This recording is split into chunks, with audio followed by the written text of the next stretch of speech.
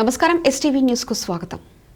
ఇక వివరాల్లోకి వెళ్తే నవనారసింహ క్షేత్రాల్లో ఒకటిగా బాసిల్లుతూ కోరిన కోర్కెలు తీర్చే స్వామివారిగా భక్తుల పూజలు అందుకుంటున్న సింహపురిలోని వేదగిరి శ్రీ లక్ష్మీనరసింహ స్వామి ఆలయ బ్రహ్మోత్సవాలను అంగరంగ వైభవంగా నిర్వహించారు.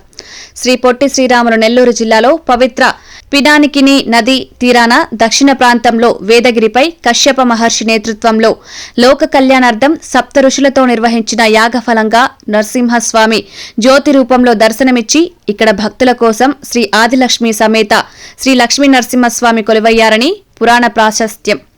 అలా కోరిన కోరికలు తీర్చే స్వామివారిగా ప్రసిద్ధి చెందిన శ్రీ వేదగిరి ఆదిలక్ష్మి శ్రీ లక్ష్మీ నరసింహస్వామి ఆలయ వార్షిక బ్రహ్మోత్సవాలు అంగరంగ వైభవంగా కొనసాగాయి.